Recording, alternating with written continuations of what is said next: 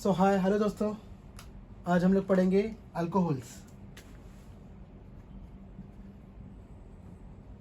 अभी अल्कोहल में बहुत से टाइप्स हैं, हम लोग मगर सिर्फ दो ही टाइप का पढ़ेंगे, इथेनॉल एंड मिथेनॉल।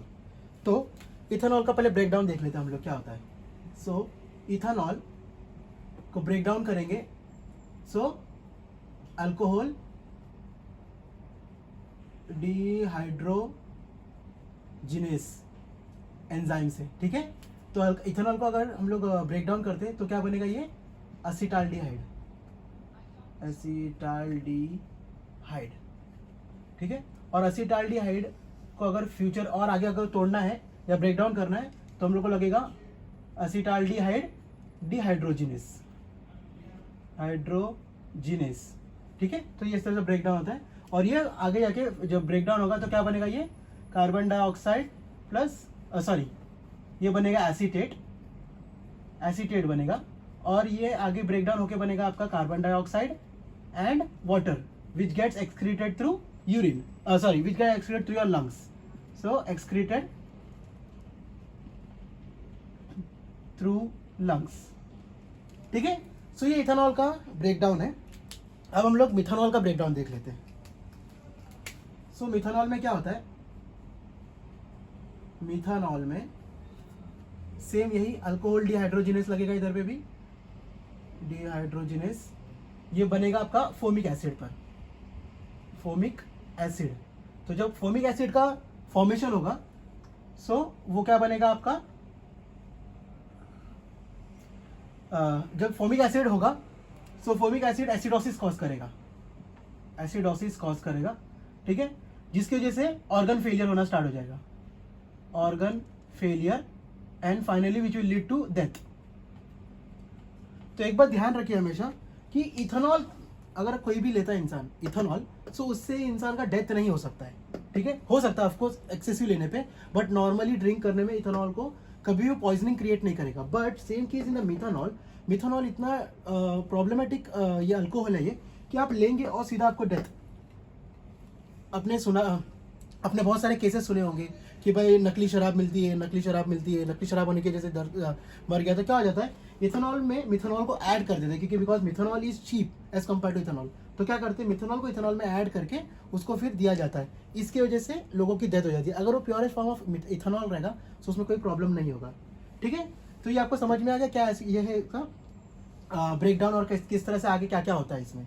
अगर आपको इसका पॉइजनिंग रोकना है मिथेनॉल का तो हम लोग को यहीं पे रोकना होगा, ठीक है। क्योंकि अगर ये हो जाता है, ये प्रोसीजर अगर आ जाता है सो इंसान को एसिडोसिस होकर फिर ऑर्गन फेलियर हो जाएगा। सो हम लोगों को यहीं पे उसका ब्रेक करना पड़ेगा और जिसका जो हम लोग एंटीडोट देंगे वो एंटीडोट का नाम होगा, एंटीडोट इज फोमीपिजोल,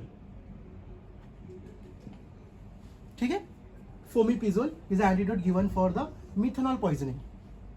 वेयरएज यहाँ पे हम लोग क्या कर सकते हैं, यहाँ पे हम लोग ट्रीटमेंट कर सकते हैं, ठीक है। अगर आप यहाँ पे भी अगर फोमीपिजोल देते हैं तो कोई प्रॉब्लम नहीं है, इसमें भी इसके लिए भी यही काम आएगा as an antidote. But if you want to go for the treatment, ठीक है, अगर इथेनॉल का ट्रीटमेंट के लिए अगर आपको जाना है सो आपको एसिटाल्डिहाइड डिहाइड्रोक्सिलेज या एसिटाल्डिहाइड डिहाइड्रोजिनेस यहाँ पे आपको ब्लॉक करना होगा, या फिर वो जो मेडिसिन रहेगा वो यहाँ पे ब्लॉक करेगा, यहाँ पर नहीं करेगा, ठीक है। So the treatment will be disulfiram.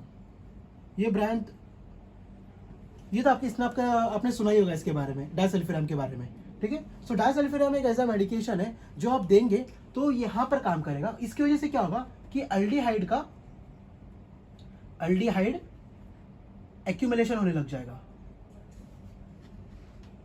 Aldehyde का एक्यूमुलेशन जब होने लग जाएगा आपके बॉडी में या फिर आपके लंग्स में बात करते हैं, सो जब वो एक्यूमुलेट होने लग जाएगा सो आप जब भी आप डाइसल्फिराम लेते हैं, ठीक है, तो क्या करेगा, एल्डिहाइड को एक्यूमुलेट करेगा। जब एल्डिहाइड आपकी बॉडी में एक्यूमुलेट होने लग जाएगा तब आपको आएगा उसका साइड इफेक्ट, जैसे कि ट्रिमर, सर दर्द, माइग्रेन, बॉडी एकदम फ्लशिंग करने लग जाएगा, एकदम गर्म, बॉडी पूरा गर्म लगेगा, एकदम आपके नजर आपको सही से दिखाई नहीं देगा। सो ये सब प्रॉब्लम क्रिएट करने लग जाता है, okay. So disulfiram will work over here, that will be like a treatment. Same will be for metronidazole. Metronidazole actually हम लोग ट्रीटमेंट के लिए यूज नहीं करते, बट मेट्रोनिडाजोल जो है सेम लाइक अ डाइसल्फिराम है, ठीक है। मेट्रोनिडाजोल भी अगर आप लेते हैं तो उसके इसमें आप अल्कोहल नहीं ले सकते। अगर आप अल्कोहल लेते हैं ठीक है, सेम चीज कॉज करेगा जो आपका डाइसल्फिराम कॉज कर रहा था। समझ में आता बात आपको? सो मेट्रोनिडाजोल का जब भी आप डोज ले रहे हो या मेडिकेशन जब भी आप ले रहे हो, तो आपको 48 आवर्स बाद ही, आफ्टर 48 आवर्स अल्कोहल का इंटेक करना होगा। ठीक है, 48 आवर्स के बाद ही आपको आप अल्कोहल का इंटेक कर सकते हैं, अदरवाइज वापस से वही प्रॉब्लम आ जाएगा आपको जो डाइसल्फिराम क्रिएट कर रहा था। Okay, so that means metronidazole and disulfiram both are having the like दोनों का एक ही प्रॉपर्टी है। ठीक है, ऐसा बोल सकते हैं कि metronidazole having the same property as that of the disulfiram.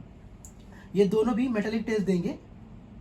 ठीक है, ये सब इंपॉर्टेंट पॉइंट्स ये सब लिख के रखिएगा कि कौन सा मेडिकेशन मेटालिक टेस्ट देता है, या फिर कौन सा मेडिसिन है डाइसल्फिराम के अलावा जो अल्कोहल के पॉइजनिंग में काम कर सकता है या अल्कोहल के ट्रीटमेंट में काम कर सकता है।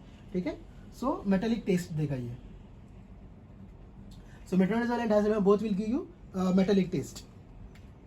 ठीक है, इतना बात समझ में आ गई आपको? ठीक है,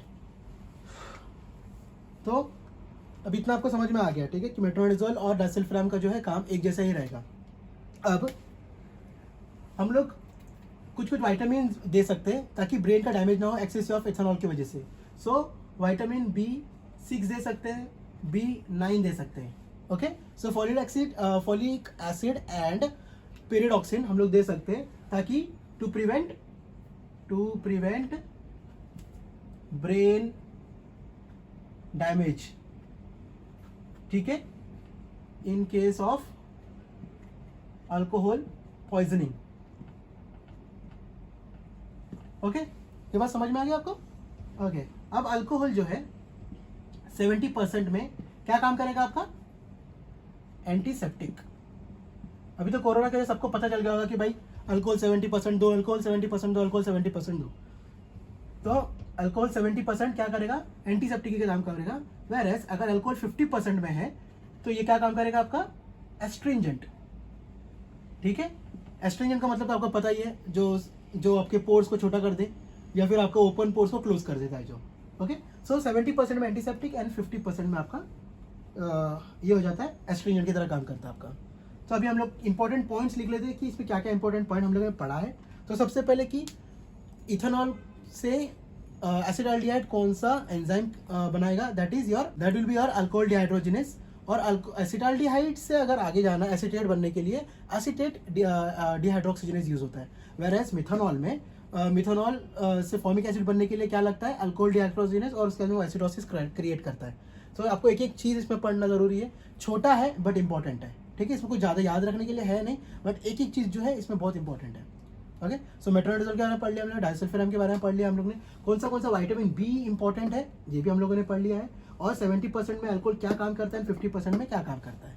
so that's it, we are done with the alcohol.